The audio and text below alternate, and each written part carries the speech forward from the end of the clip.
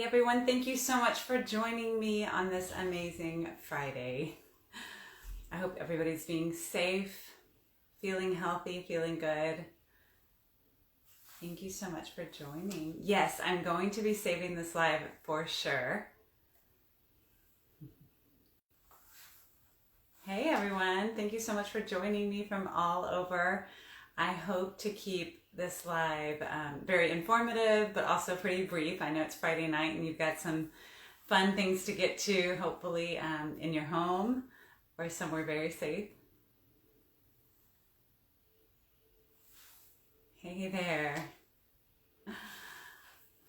All right, thank you so much. Thanks everybody. Thank you so much for joining me. All right. Thank you. Thanks for all the compliments. Y'all are so sweet. Hi. So I have gathered up all of the questions that you have sent me on the topic of relationship therapy. And I'll make sure to kind of be adding those throughout this live. If you have any new questions about the process of relationship therapy, please use the little question function at the bottom of your screen and I'll try to do it at the end of this live. Hey guys, thank you so much for joining me. I'm waving to all of you. All right. So, like I said, the topic of this discussion is going to be the process of relationship therapy. So you'll probably see that I won't be answering your very specific questions about relationship therapy issues that you're coming in with, especially because this is a public forum. It's pretty difficult to be able to do that and do it well. But hopefully by me sharing the information about relationship therapy, you'll be more likely to get that help in the way that you need, whether it's through virtual or in-office sessions. Okay, so let's start talking about what exactly relationship therapy is and what it isn't. A lot of people have been in my DMs asking me if there are certain issues that can be treated through counseling and through therapy. The answer is usually yes. So the way to know whether or not you need relationship therapy is, I'll give you one telltale sign, and that's if you throw it at your partner as a threat more than once, you probably actually need relationship therapy. So if you're like, we're gonna have to go to counseling, or I'm gonna make that appointment with that therapist, or whatever it is, if you're saying that, it's probably because you have an issue or a pattern of relationship issues that are unhealthy and have gone unresolved. If that's something that's going on with you and that's going on in your relationship, whether both of you agrees that that's the case or not, you probably would benefit from relationship therapy. Now, another question that I got was, do both people or all the people in the relationship have to go to therapy in order for it to be helpful, in order for it to be beneficial? The answer is no. Traditionally, we would love to have everyone involved with whatever issue is going on join us for sessions. It doesn't have to be for every session. Sometimes what I like to do is, if there's one person who's really reluctant to come into relationship therapy, I will ask them or ask their partner to ask them to come in as a consultant. So basically, they're there to give me information, to give me more information about maybe their side of what's happening. What I like to imagine, you would probably say it's their side. I say, I want to know what your experience is of what this issue is like, because your partner's experience is going to be very different than yours, or not. And that's something that I can really easily get from you and get that experience and your side of things probably within that first session. Now, sometimes people don't want to come in because they're intimidated by therapy. They're intimidated by the process. Maybe they had a bad previous experience with therapy, and so they're like, I don't want to go. It's not helpful. They don't know what they're talking about. So I'll ask them to come in for one session just to give me their experience of what's going on.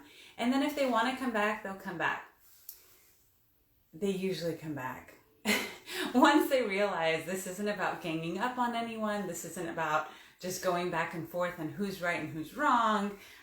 It really truly is about coming together and getting an outside perspective to help you to kind of wade through the stuff. You know, when you're having an issue and you're in the middle of it, it's very difficult to gain perspective. And so having a third party perspective that's like the whole reason why relationship counselors and relationship therapists are helpful, is because it's an outsider's perspective. And of course, we have years and years of training and experience.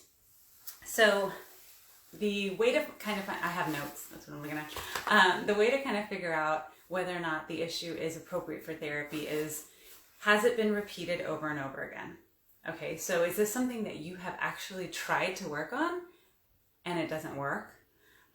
You've had multiple conversations.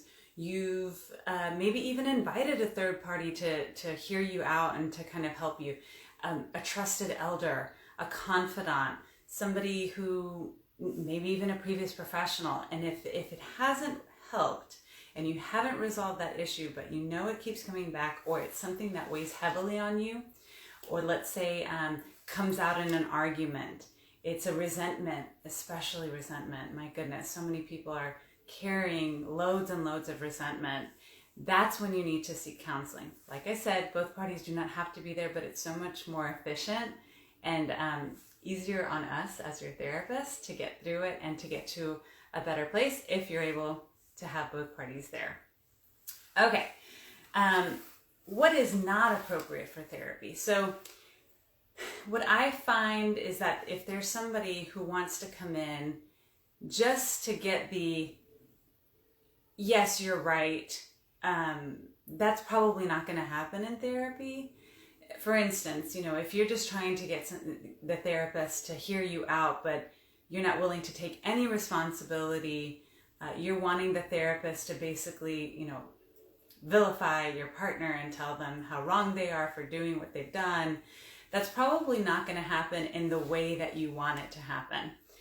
The truth always comes out. Wrongdoings always come out. But it's not so much that I, as a therapist, can look at one behavior and say, that's wrong across the board. You're not doing this thing right. You're in the wrong. You're in the right. That's just not how it works. The issue is how each of you deals with a problem. That's what I'm trying to look at. Because believe me, whatever is going wrong in your relationship is completely working for other people. So it may be that you think, oh my gosh, we're so alone, or there's nobody else like us.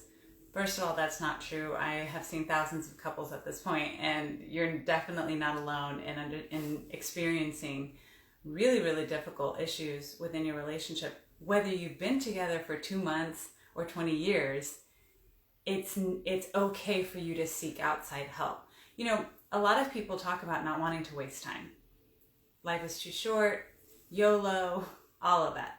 So even if you think, oh my goodness, should we even be talking about therapy at this point? We've been together such a short amount of time.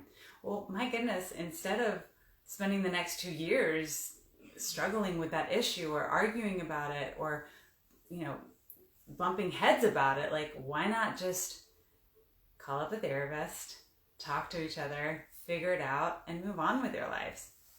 Now, the other thing is to figure out when to come in. So you've decided you want to come in, but the holidays are coming up.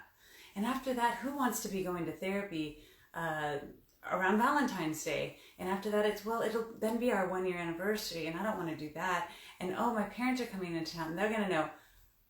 Definitely just make the appointment. Get it going. You know, I think a lot of people think there will be a right time to really work on this process. I'm just not able to focus on it right now. Well, it's a process. There is no like, okay, you're committing to this this experience and it's going to be week 1 is like this, week 2 is like this, you have to do this much, you have to do that much. No, it's very much a process. And I'm only going to be speaking for myself and my staff at Houston Relationship Therapy when I talk about how we do things. So I can't say that all therapists do things the way that we do, but we are very much about collaborating. What's going to work for you? What's going to work for the two of you? What's going to work with your family, whatever, whoever's involved. So don't feel like you have to put it off because you don't have weeks and weeks planned out where you have an hour every week, every other day, whatever it is that you decide on. Just make the call. If you're scared about coming into therapy, I can guarantee you're not alone with that either. And there are so many people who avoid coming to therapy because they think, well, that's the beginning of the end. If we have to go to relationship therapy, then that must mean that we shouldn't be together. Guys, that's so wrong. It is absolutely terrible to avoid something like therapy that can be very, very helpful to help you treat probably the most important thing in your life, which is your relationships, especially those that are romantic. So making sure that you are getting the help as soon as possible is probably going to be the best bet for you. Financially, there are lots of people who say, well, I can't afford therapy. That just isn't going to, it's not part of the budget. I can't do that. There are all sorts of resources online that offer low cost or no cost counseling. I will say that they're few and far between, but they are there. The other thing is, in a practice such as mine, it's Houston Relationship Therapy. We have so many different levels of therapists there that have the training that can be helpful no matter what the issue is. And we're all at different costs. So you can check that out. We lay everything out online. I'm a big fan of transparency in all relationships, but especially in creating that client therapy relationship, that client-therapist relationship. So if you go online to HoustonRelationshipTherapy.com, you're going to find our hours. You're going to find all of our therapists, all of the pricing, all of our forms. You're going to find our profile videos that help you get a sense of who each one of us is. Somebody else asked the question, should I try multiple therapists before settling in to work with one?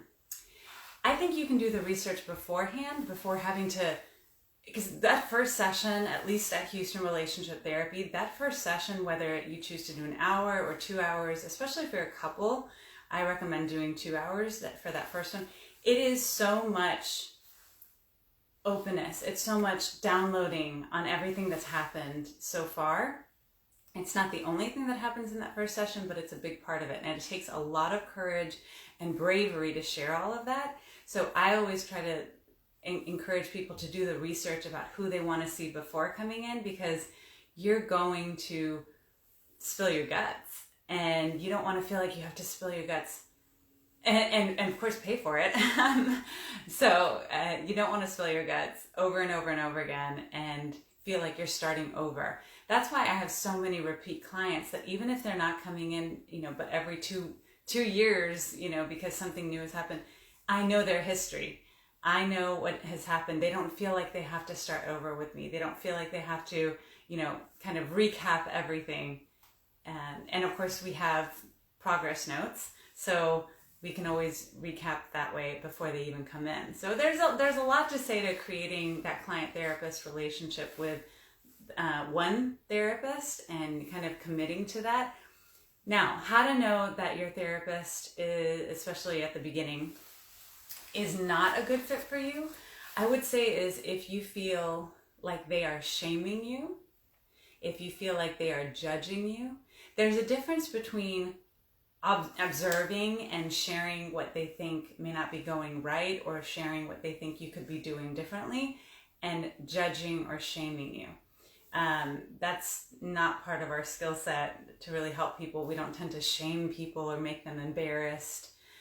Of course, topics that we talk about can make anybody embarrassed, and it can make you blush, and that can be a little bit embarrassing, but actually judging you and making you feel shame for the experiences that you've had, that can probably be a sign that it's not a good fit for you. In much the same way that you might be out with friends and you tell them, recap the last fight that you had with your partner, and they're like, oh my gosh, you said what? That's terrible. Okay, well, we're not going to probably say it like that, but you'd still feel a little bit of shame. That's okay. That means you have a conscience. that's good. But the other thing is, if you feel like they're late to sessions, if you feel like they are not really paying attention to you, if they're talking over you all the time, not really listening, if you feel like they, I think sometimes I would imagine, if you feel, I've heard this from clients who come to me and they'll tell me that their previous therapist that they felt like they didn't like them, meaning the therapist didn't like them. That's not a good sign. If you feel like your therapist doesn't like you and is maybe annoyed by you, or says things that make you think like, wow, they just think I'm a terrible human being, because that's not going to be a good place or foundation for growth. And of course, that's what therapy is all about. It's about creating changes, positive growth. It's about long-term changes and resolution. So what else about not? Well, it's never okay for your therapist to hit on you, to touch you, especially in a sensual or sexual way. That's never okay. We have to file a report with whatever state we're in about that, because we need to make sure that no one is taking advantage of you, especially in a vulnerable place and in an authoritative role like therapists have. So that's for sure not okay. What else? Can't think of anything else as far as what would make it inappropriate. If they're changing their fees on you like all the time, let's say their fees on their website or when you call them was one thing, but then you come in and they look at you and they decide they're going to charge you more. That doesn't sound very ethical. I probably wouldn't want to go back to them. I know that sounds weird, but I've heard that other therapists have done that. So just trying to give you some ideas of what's okay and what isn't okay. Let's see. Okay, so how to find a professional. If you are in the Texas area, if you're in California, soon to be in New York, but actually in all states, licensed mental health professionals like the people at Houston Relationship Therapy can help you through coaching across state lines. We cannot do therapy or counseling except wherever we're licensed. I'm licensed in California and Texas right now. I'm about to get my license in New York State. So I'm able to do marriage and family therapy in those states.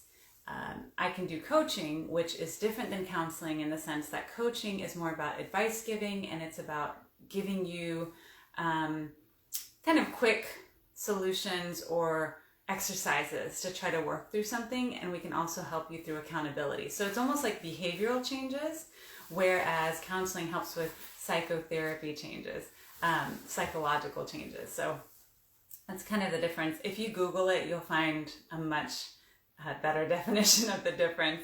But for sure we can help you. I have clients from all over, actually the world now, but for sure across the US. So if you're looking for a therapist, I would highly recommend checking out HoustonRelationshipTherapy.com, where you can see all of my therapist profile, my profile, videos. We kind of like to overshare what we're like so that you feel like you almost know us already. Sometimes something as simple as the way that someone sounds, the way that they laugh, the way that they smile, all of those things can help you to make a sound decision as to who you're going to see. So we really like to let people know what we're like. You can also on Instagram follow them, Houston Relationship Therapy, and you'll get even more of a sense of what everybody's about. They're always sharing their ideas, their helpful solutions, all sorts of stuff. So you can check that out too. Okay. Let's talk about booking. So once you've decided either alone or with whoever you're with. Now remember, relationships don't only include romantic relationships. We've had in-laws come in. We've had families. We've had co-workers. We've had cousins. We've had, there's all sorts of relationships, right? We've even had bosses that need to come in to talk with subordinates about whatever's going on. They've been they've been asked by the higher ups to have them come in. So there's all sorts of relationships, but Mainly at Houston Relationship Therapy, we work on romantic relationships and intimate relationships, especially the romantic ones. So once you've decided that you want to make a session and you want to book an appointment, whether it's individually or together, all you have to do is go online. You can either go onto my website, which is drviviana.com, just like my name on Instagram, or you can go to Houston Relationship Therapy and it just says request an appointment. It's like super simple. It's right there. You can also call. We answer phones 8:30 to 8:30 daily, 7 days a week. So that's Central Time, 8:30 to 8:30 Central Time. And it's the easiest way to do that because right then and there, one of our front desk personnel will answer all the questions that you have. You'll get a better sense of pricing. If you go onto the website and you still have no clue who you want to see, and you're just like, I don't know, then our front desk will help kind of narrow it down based off availability, cost, experience level. There's so many different ways to do that. So don't feel like you have to have all your ducks in a row and that you figured out who you want to see and all that. Let's, just make the call and they'll help you out with that. You can also request an appointment 24 hours a day there through the internet. And you can do that. We're always checking those and you will hear back, let's say you were to schedule something or request an appointment at 1 a.m., you're going to hear back that next morning. You don't have to wait long at all. We're so fortunate that our front desk is ready to go 7 days a week. So yeah, that's the other thing that people really like about us is that we're very, very responsive, which I hope is a good indicator of how we see issues and how we treat you. And we're not, you don't have to wait on a long list to get on. Even with me, I have availability that opens up last minute, with what I'm doing in the media or what I'm doing on TV or radio or podcasts and all that. Things change all the time, so I'm able to add on my availability and get people on even if it's same day sometimes. I love seeing clients and I love seeing new clients as well from all over. It's so fun for me. It's so exciting. So people are often thinking, oh, you must have a wait list for months. Well, sometimes that happens, but I usually can open up a few hours, at some point in the week to add people on. So don't feel like you're not going to be able to see me and that there's a wait list for 2 months or 3 months or 4 months, as I've heard some people think is going on. You can certainly try to at least reach out and see what's available. Okay, so let's talk about that first session. When you come into counseling, the first session is either going to be an hour, or if you're with me and you're a couple, I tend to want to see you for 2 hours to begin with. That is plenty of time to get everything out and to get started on working. I'm a let's do this, let's get to solutions kind of therapist. And I think if you've seen any of the work that I do online or on TV, that's me. I'm a let's go for it. And while a lot of people will think, well, it's something that you ease into, that's not my style. I'm like, look, I know you don't want to be feeling this way anymore. I know you need to make decisions in your life. So let's just dig right in. And I will often tell my clients, hey, if I'm going a little too fast for you, or if you feel like you need a little bit of time, just let me know. But most people are ready to go. They're like, let's jump on the train. Let's get this going. So that first session is going to be about finding out what the history of the problem is. I am a solution-focused therapist, so I know that what you're wanting to come in for is the solution, and you want some answers or at least a path to finding answers. But everyone's problems are unique. That doesn't mean that there aren't patterns in what I see day in and day out in my practice, but you experiencing an issue is going to be different than the next couple that I see or the next individual that I see. And so it is not cookie cutter. It is not one size fits all. So I do want to get some details about how things that you've done in the past, attempted solutions that have failed in the past. I want to hear all about that, because guess what? Then we'll have to tweak them and change them up a bit so that you don't feel like you're just repeating your past behaviors that didn't work out. The other thing that might happen in a first session is you will hear things from your partner that it's different when they say it in front of a third party. It's like, oh my gosh, they must really feel that way if I'm hearing it again, and we're not fighting right now. I hear a lot of people that say, oh, well, last time you said that you were drunk, so I didn't believe you. Or last time you said that you were like so enraged, I thought it was just coming out of nowhere. And the truth is, they actually do feel that way. So you're going to hear some things from your partner that maybe you haven't heard before, or maybe you have, and it's the first time you're really able to listen. So first sessions can be pretty dramatic. They can also be like very relieving. I have so many people who come in and they're like, oh my gosh, like they high five their partners. We're doing virtual sessions right now, but there are also in-office sessions available. So, sometimes there is an actual high five happening and other times it's more virtual, but they're just feeling so relieved that they're able to get their story out and that they're able to get started. Subsequent sessions, especially with couples, if you're going to see me, I tend to, but it doesn't always happen this way, I tend to want to see couples separately for individual sessions after that initial meeting together. The reason for that, a lot of people say that they want to know why, is because I don't care how close you are, there is nothing as freeing or as comforting as being able to talk to somebody one-on-one without worrying how your partner is going to hear or take everything that you're saying. So that doesn't mean that they're going to come in and just like spew hate about you and be disrespectful, and no, it's not like that. But when you don't have to worry that they're hearing something you don't want them to hear, or they're hearing something that wasn't intended that way, you can just speak freely. So that's why I tend to do that. It doesn't always matter who comes in first after that. Sometimes I'll just want to see someone first because I feel like I need to have answers from them or get some questions asked to them before I meet with the other partner. So that's what sessions 2 and 3 are typically like. And those can happen over the course of the first week or two.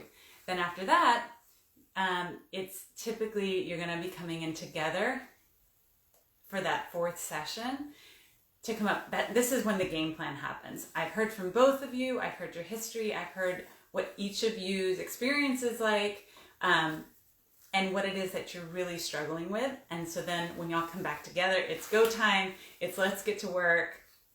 There's no more really talking about the history stuff in depth, because at this point you've already told me everything that you really think. Now, of course, in sessions, if there are details that come up, you can always share that, right? I mean, this is a conversation. It's an open dialogue.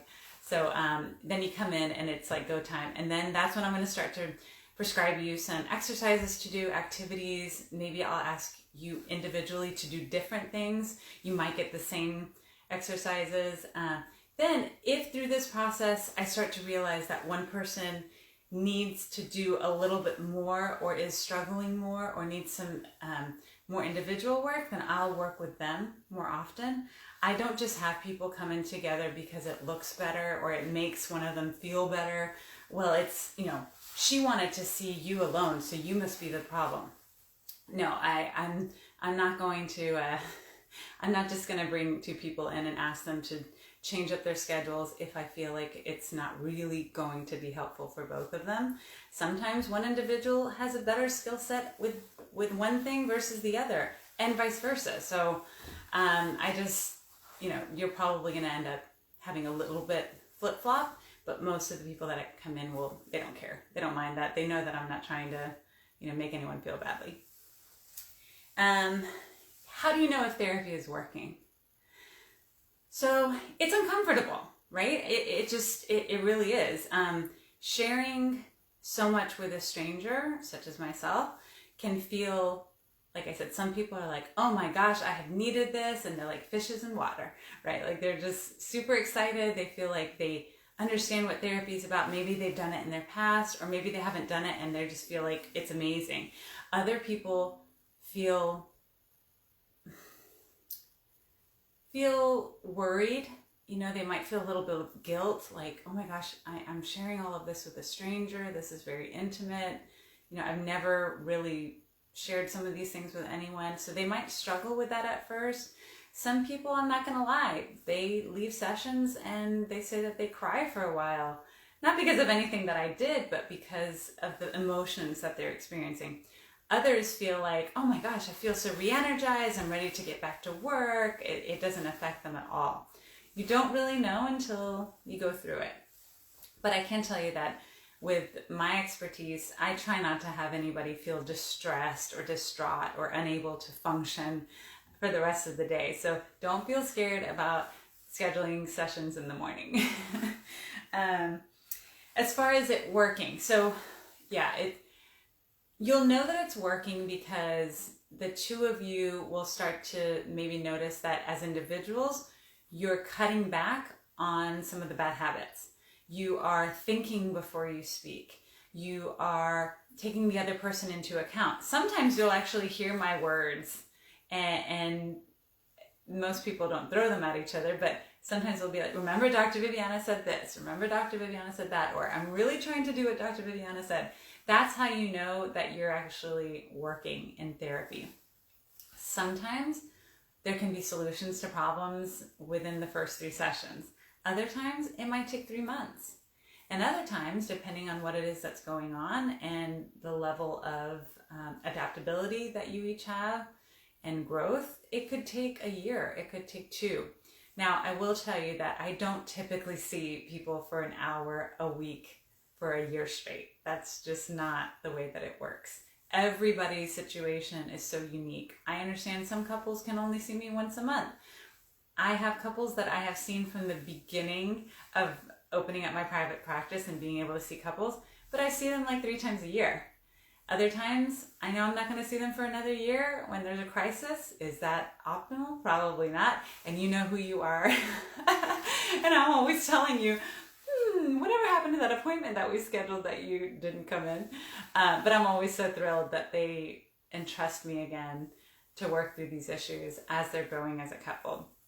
Somebody asked if the right timing for therapy can be after you've gotten engaged but before the wedding. So typically we call that premarital counseling. It's not always premarital. There are people who are newlyweds who come in for premarital counseling. I have an online premarital counseling program at drviviana.com that is super helpful and anybody can do it.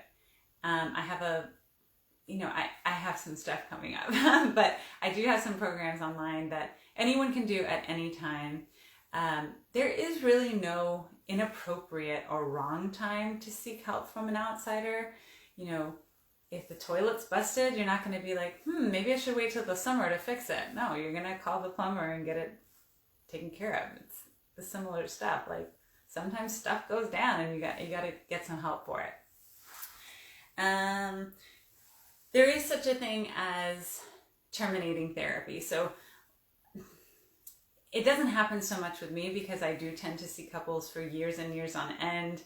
They'll come back to get help. So I don't ever really feel like it's terminating therapy. Even if somebody feels like, gosh, the thing that we came to work on, we've already finished working on it. I feel like I have a good handle on it. That's not a problem. They might come in for maintenance therapy 3 times a year just to make sure that there aren't any problems or resentments that are brewing that they aren't helping, they aren't addressing. So there's always a chance to work through something, whether it's individually or as a couple. And everyone's always welcome to come back and see me. So, but there is such a thing technically as terminating therapy, and that's when you're like, hey, it feels like we've worked through this issue, you've got a handle on it, you've been doing the work, you're doing awesome, sounds like you don't need to come in. The last thing that I want as a therapist, and the last thing that I think any good therapist would want, is for you to feel obligated to come in just because you like talking. Now, if it's helpful for you and you're actually getting something out of it that's therapeutic, awesome, come on in, no big deal. And especially now it's so easy to virtually see somebody. But I'm not going to waste your time or your money. So if I feel like, you're coming in to talk about stuff that has nothing to do with therapy, we're probably going to terminate therapy. And that's not a big deal. Fire me. I'm good with that. That's amazing. I'll see you another time. So what was the, that was a question, how to think of booking it. Okay, I'm going to start checking on the questions that you have turned in below. Okay. Do you offer betrayal therapy? Okay. Do you offer private sessions for betrayal trauma? Absolutely. Happens all the time, unfortunately. Betrayal trauma is a big thing that comes up, and I absolutely have sessions available for that because, my goodness, if anything turns into resentment, it's usually coming from a betrayal. So for sure. Another question: how to not let in-laws come in between the relationship. Yeah, so that I was telling that at the beginning of this, that relationship therapy can help all sorts of relationships, including in-laws. I've had all sorts of cultures, I've had all sorts of ages, I've had people with grandchildren come in because they're trying to figure out the best way to function as a family, and they don't want their in-laws to ruin their relationships. Most of the time, not all the time, but most of the time, there are very well-meaning in-laws. Their intentions are good. They have no idea how to healthfully and appropriately and functionally show that they care in a loving way, and that's what we work on. Other times, there are in-laws who, for whatever reason, and it's usually uncovered in therapy, don't have good intentions and do want to harm either their child's partner or their child, and they really want to come in between their relationships. Usually, I can tell you, it's not the case, and oftentimes they're just trying to preserve family values or family dynamics and family systems, and they're really struggling to do that, and they don't know how to do it. So yes, that happens all the time, and it's something that we work on. What else? Let's see. Do I think a marriage can survive an extramarital affair? Short answer, absolutely. I've had so many couples, hundreds of couples that come in because one person or both have betrayed each other in this very, very deep and sad and hurtful way. And I can tell you it is very difficult for a relationship to overcome that, especially just depending on your skill set, depending on the depth of the betrayal and deception. The deception, that's the word. The deception that comes in when you have, most people have an extramarital affair, they're hiding things. Coming back with more trust, being able to believe one another, which is something that in relationships you have to have in order to function, in order to thrive as an individual. So yes, people can do it, but you gotta get help. I work with couples who have had affairs and who are reeling from them. I've had people who come in thinking that they might have an affair and they're trying to prevent it. I've had people who come in who have and haven't told their partners and need help with trying to figure out how to do that. All different sorts of scenarios, all different timelines. I've had people who've cheated for years and years and years. I've had people who have double lives. I've had people who are struggling with, being attracted to other people that they see often. I've had, all sorts of stuff. So it's definitely something that I can work with. And I do believe that the vast majority of the couples that come in to help me are able to weather this storm and to work through it. Is that my goal? It's only my goal if it's their goal, right? I feel like it's very important that the people who come in to see me know that I don't think relationships have to look a certain way in order for them to be healthy.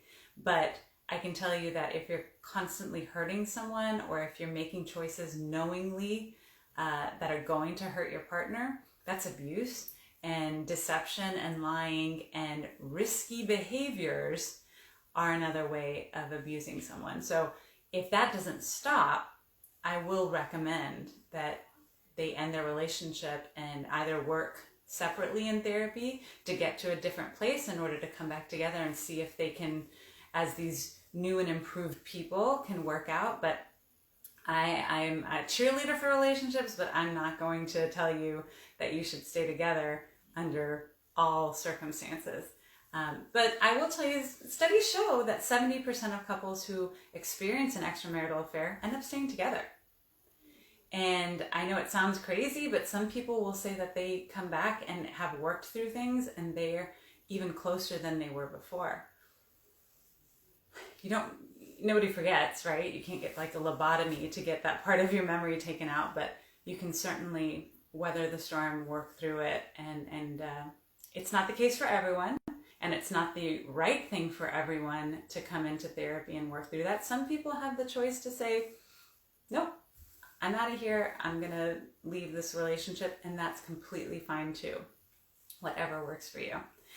Oh my gosh, so many questions, this is great.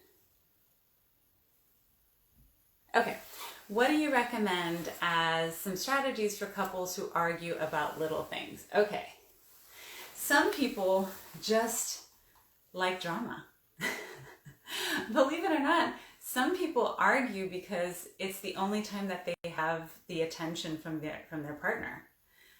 They will bring up and poke and push buttons because that's how they feel like they're getting attention. They feel like they're getting interactions. They feel even closer. They feel like they're connecting. So that happens. But then there are times where if you're arguing about everything, it may be a sign of incompatibility. Again, that's such a nebulous thing to talk about. Like, not, how do you just say, oh, well, we're arguing about little things, that must mean we're incompatible. That's where therapy comes in. I can help you kind of figure out like what it is that's going on. Are these actual little things, or do they feel like little things, but they really mean a lot to you? So much to say about that. Not much that I can say right here, but for sure, going to therapy and kind of unpacking, that would be important.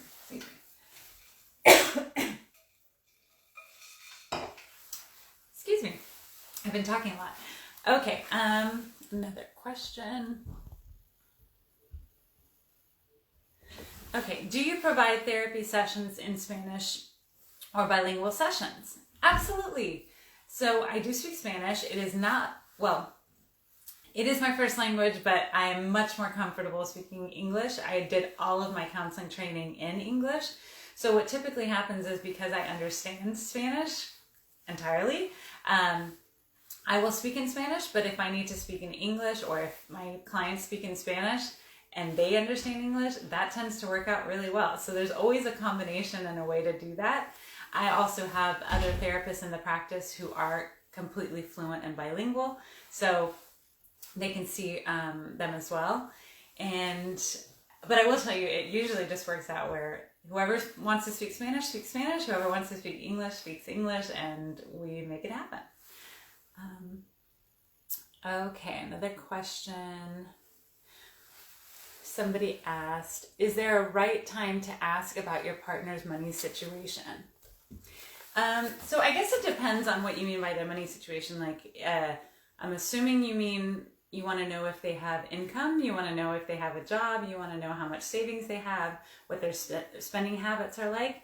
I think it's appropriate to ask people, are you a spender? Are you a saver? That's not a very intrusive question. Whereas if you say like, how much money do you have in your 401k? What do you have in your savings? How much money do you make a week? That's really personal. So you probably should not be asking somebody that, within the first few dates, for sure. But asking them, what are your spending habits like? What are your saving habits like? How have things changed since you've been working from home? Because most people have different habits now. We've all learned that we don't necessarily need to spend as much as we were, or if we do, we're more conscious of it. So I would think it's okay to ask somebody what their relationship is like with spending and saving, and that's not necessarily an intrusive question. Hi everybody, thank you so much for joining me. I see all of you. Okay, somebody else asked, can therapy help with rekindling intimacy? Absolutely. And it's funny because that's the majority of what I do day in and day out with my clients is help them to figure out how to create connections, how to feel intimate, both emotional and physically. So that's what therapy with me is typically all about. It's about creating desire. It's about enhancing desire. And it's also about really creating an intimate life with your partner, both, again, emotional and physical, that you feel can sustain you for the long term. I also have an online program, and it is about reconnecting. It's about connecting if you've never had it and reconnecting if you've lost it. So if you go to drviviana.com or drvivianamethod.com, you'll find an online program for those of you who don't necessarily want to work with someone, but who want to do a self-led course. It's spelled out. It is as direct as I can possibly be. I have done this for years and years and years. I finally put it into an online format so that people who will never see me or anyone from my practice can have access to it. So that's online as well. Okay, just a couple more questions. How about, oh my goodness, there's so many. I can't get to all of these, but I definitely want to. Okay, can you love someone while trying to love or find yourself? So a lot of people say you cannot love someone until you love yourself. I don't think you can love someone well enough if you don't love yourself. The reason I say that is because we're not always going to be in love with ourselves, and we're not always going to be in love with our partners. There are going to be times where you go through eras of your life where you feel less than. You know, not everybody's got like this confidence and this ego that's at like 100 all the time. And just because you're feeling self-doubt, that doesn't mean you don't love yourself. It may mean that you're struggling with your identity. It may feel that you're struggling to accept this change or difference that you're experiencing. Do I still feel like you are worthy of love? Absolutely. Do I think you can love somebody else more than you love yourself sometimes? Sure. If you've ever had a friend, you know that you're like, oh my gosh, but you're amazing. How can you not love yourself? We've all been through that. So while I think optimally I would love for everyone to find, you know, that they're in love with themselves, that they're feeling good about every choice that they make, it's just not feasible. We're imperfect people. We're not going to be, you know, right or totally good and perfect all the time. So while I think it's a great thing to strive for, loving and accepting and respecting yourself, I just don't see that 100% of the time it's possible to experience that.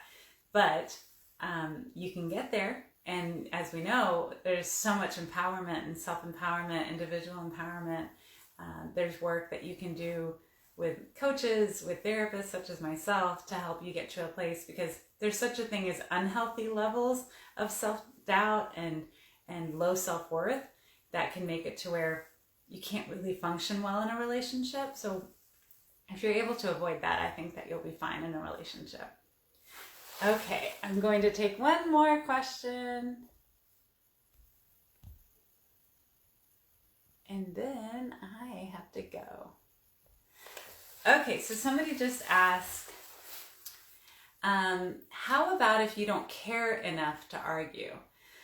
So there's lots of research that says that once you start stonewalling your partner, once you start actively avoiding talking about things because in your mind you know how it's going to play out, you've already assumed what your partner is going to say, you've had this conversation before and it always ends up being this way, you find yourself talking in definitive terms like every time and always, so you just stop.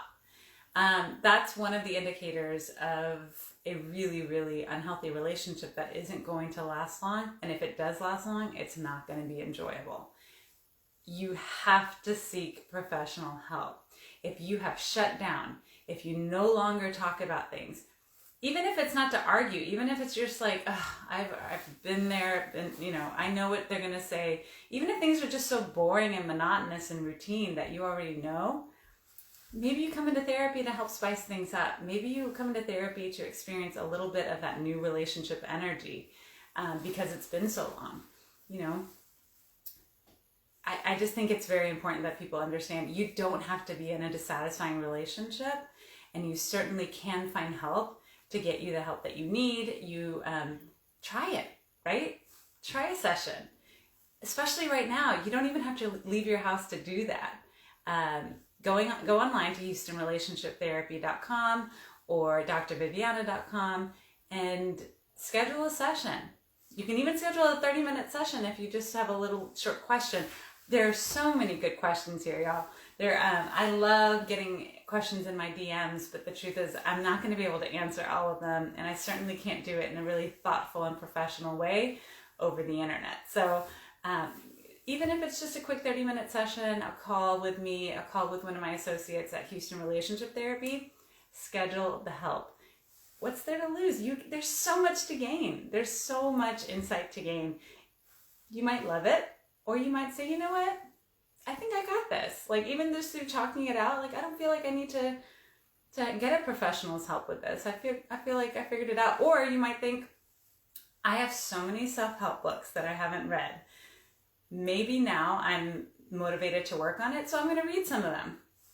You know, not everyone has to see a professional in order to get through things. But if you haven't been able to do it on your own, that's when it's time to seek help. All right, guys, thank you so much for joining me tonight. It means so much to me every time that y'all are engaging with me and you're asking questions. I love that you care about your relationships. I know I love relationships. I love love. I do this day in and day out because I really think that having satisfying relationships for your whole life is what we're really all about. So thanks again. I hope everyone is staying safe, stay sane, and remember, if you need to reach out for help, check out HoustonRelationshipTherapy.com or drviviana.com. Our phone number is 1-800-913-9613. That's 1-800-913-9613. All right, take care, guys.